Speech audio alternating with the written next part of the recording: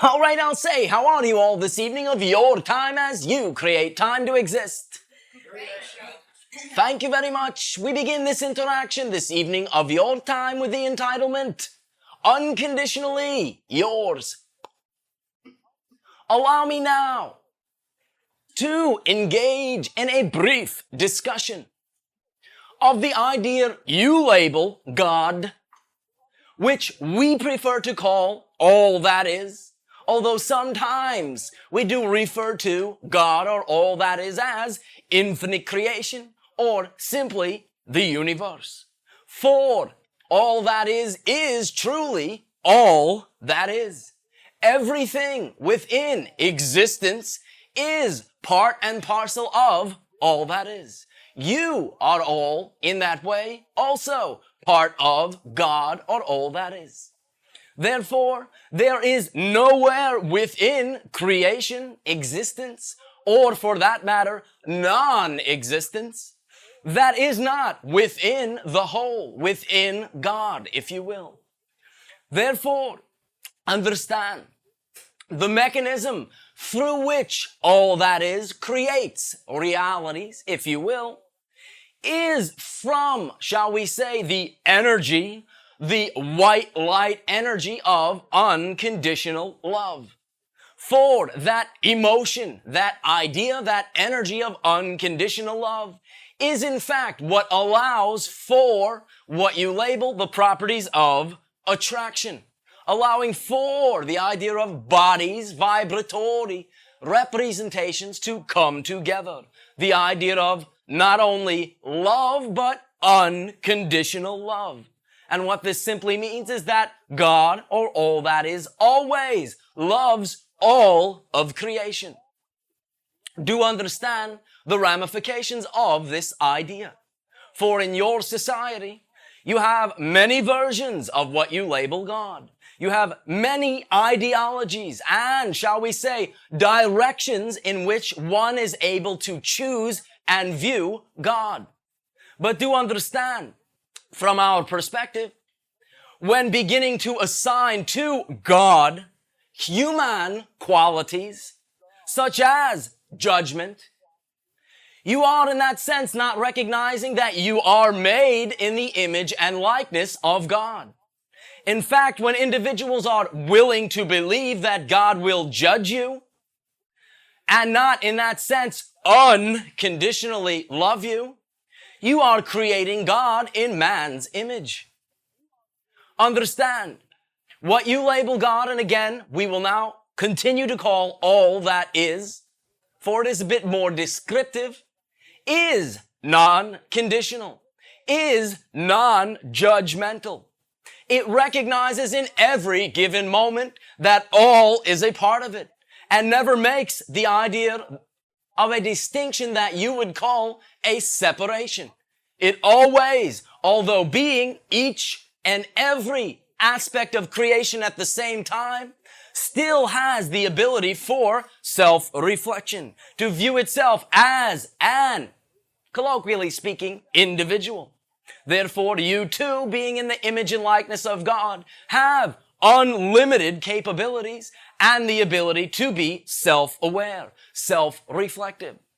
However, by the very nature of your existence, you have chosen to separate, colloquially speaking, yourself from the idea of God so that you can, colloquially speaking, experience reality as though you are separate from it.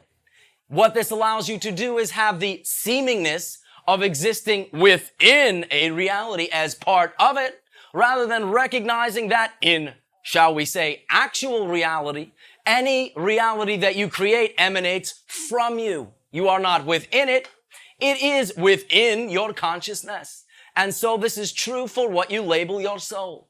For very often, individuals will say, well, I have a soul and it resides within my body. All right. If you believe that, you can experience that effect. However, mechanically speaking, that is not quite accurate. For the, shall we say, truth of the matter, again, recognizing the relativity of truth, is that your body exists within your consciousness. And therefore, in that sense, you are not locked in a body.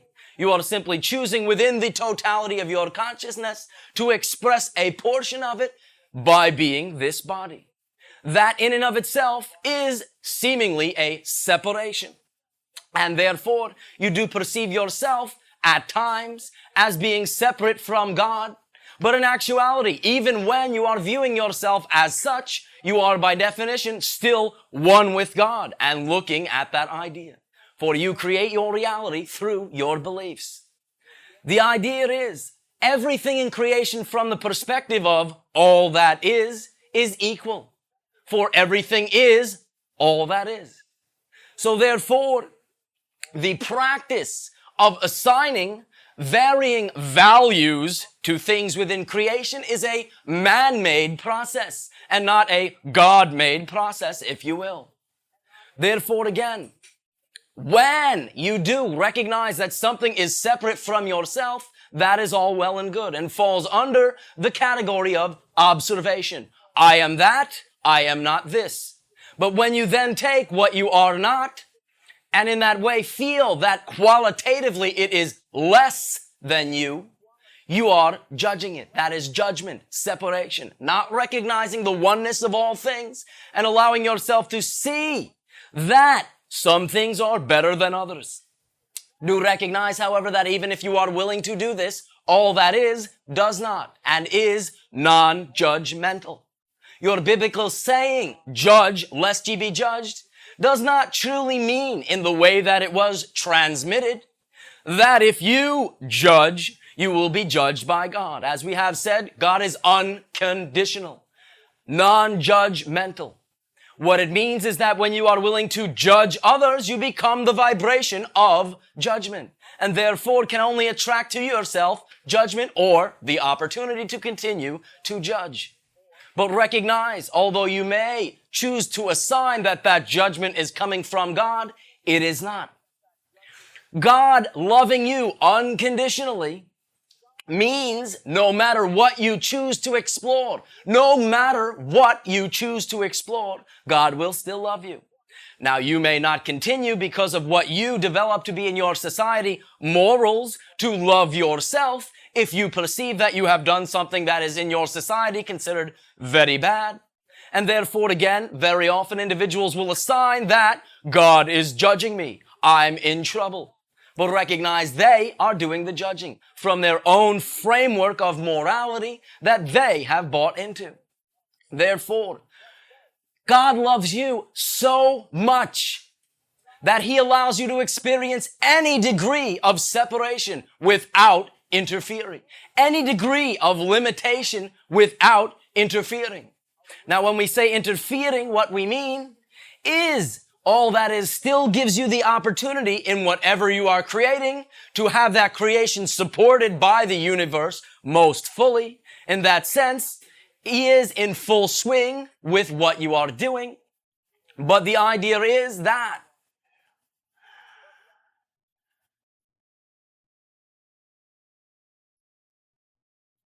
you ultimately choose the reality you will experience, and no matter what you choose will be 100% supported by the universe, by infinite creation. So therefore, you will always have the 100%, shall we say, support of all that is to explore whatever it is you are exploring.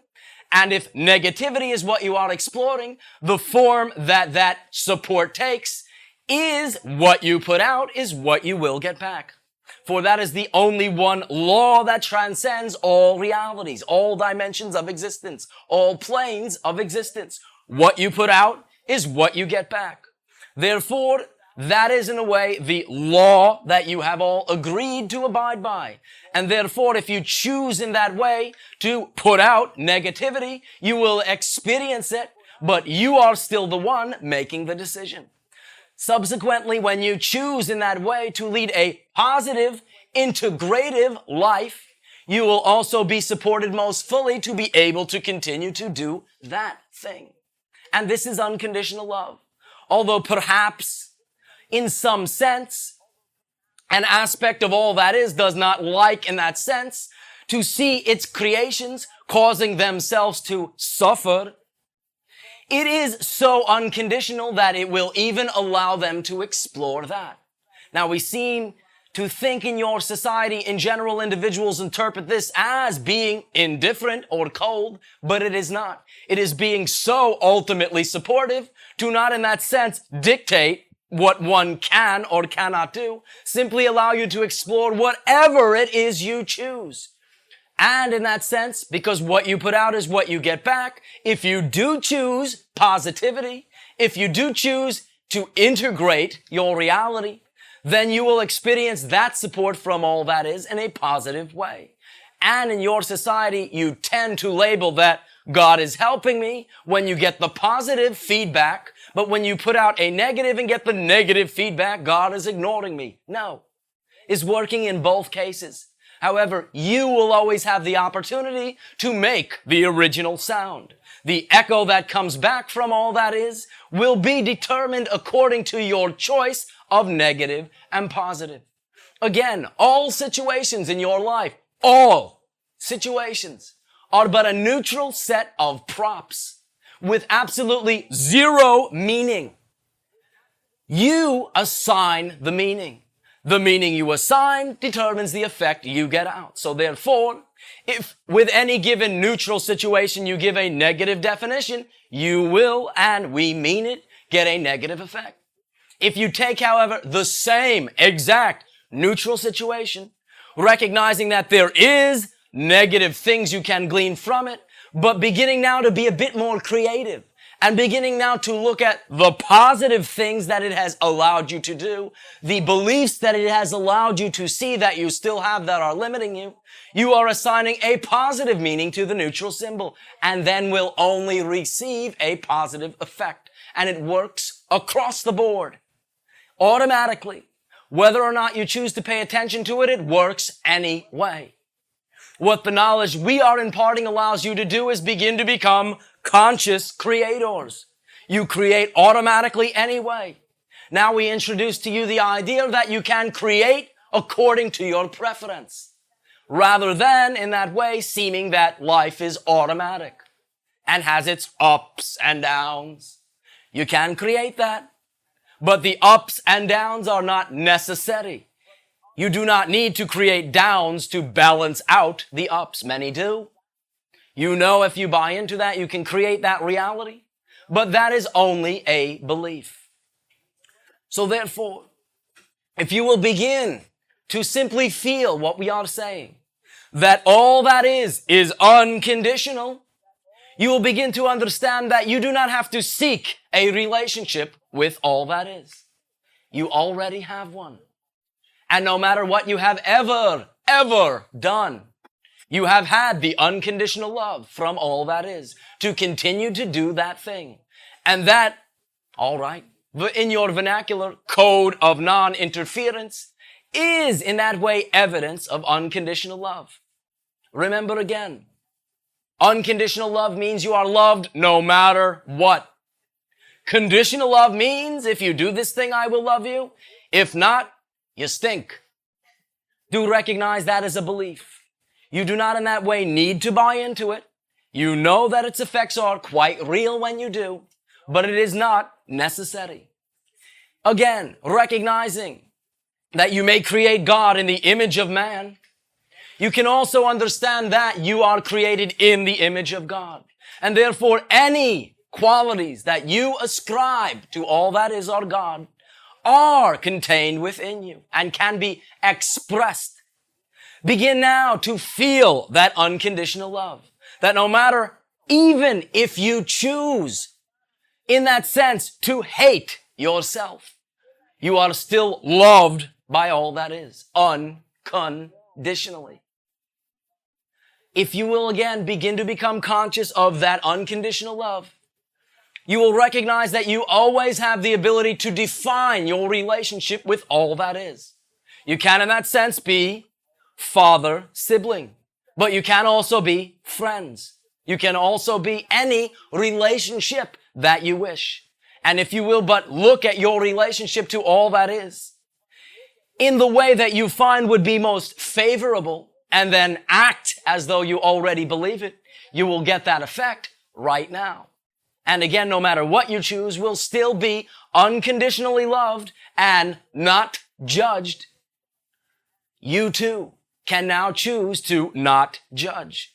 When you are judging another, when you are judging a circumstance, you are saying, this is not me, but then ascribing a lesser value to it. If you will merely make the observation that this is not me and not take the next step of invalidating it, you will be equalizing it. You will be viewing it, seeing how it pertains to you, seeing what you can use from it, and if you can use nothing, recognize it has allowed you to define yourself still further. I do not prefer this thing, therefore I know more about myself. Self-discovery, self-definition will always be a result of any of this willingness to act in this way. So therefore you can take any situation that happens in your life and recognize that you assigned the meaning, that you need not judge. When individuals do judge in general, this stems from their judgments of themselves. If all that is refuses to judge you no matter what, you may now begin to think that you have the option to treat yourself with the same respect. If you will begin to, in that way, be bold about what you believe, be proud about who you are, then you will have no need to judge yourself. You will have no need to create the emotion of guilt. And understand from our perspective again, guilt, not hate, is the true opposite of love. For guilt implies total lack of self-worthiness. Hate, although a polarized expression of love, still has some deservability in there. Therefore, when you find yourself experiencing guilt, understand in that moment, you are not granting yourself the same respect that God grants you. You are not loving yourself unconditionally. You are not allowing yourself to see, for instance, that you have done something that you would prefer to no longer do. Already done, already in that way has played out the reasons for having done it. You can't change that thing you have done. Therefore, you can either be guilty about it or you can use it. If you are willing to take something that you have been guilty about and no longer perform it, it has served a great purpose. You have balanced it out, karmically speaking. You do not need to experience each and everything one for one, tit for tat. Simply the learning of a lesson and the willingness to apply the learning of that lesson is balance. So therefore, in any given now moment of your existence, you always have everything you need to create from that moment on. And if you will plug in unconditional love in your endeavors, lack of willingness to judge things as less than other things, you will begin to flow in your life using the same qualities displayed by all that is. And it is that simple. Again, no matter what you choose to do is up to you. We never do insist that you believe what we are saying because we are saying it. For we are not the point. I can never convince you of what I am saying anyway, and it is not my goal to do so. I can, however, guarantee you 100% that if you will be willing to put what we say into action, you will 100% get that result. So therefore, it will never be a goal on my end to convince you. Never be a goal on my end to have you change the beliefs you have. Simply allow you to know that if you do choose these realities, they will work and you can prove it to yourself. At this timing, we wish now to extend our unconditional love and appreciation to you for your willingness to begin to open up to the many more aspects that you are. Although within this exploration of this lifetime, you have imposed upon yourself for the purposes of this exploration, much seeming limitation, much solidity. That is simply the definition of this exploration. And you, although one of the forgetfulnesses you sometimes impose is this, choose it. If you will begin to act as though you choose it, you will begin to own your reality. If you begin and continue to say, poor little old me, you will live that reality. For God loves you that much to allow you to even, all right, wallow in the muck. Again, we understand this may seem like indifference, but if you will truly look at what is granted to you, the gift of free will, you will understand that if you are creating a life you do not prefer, it is not God's fault. It is God's allowance to even let you create that. And if you will be willing to own it yourself, you can change it. You already have created it the way it is.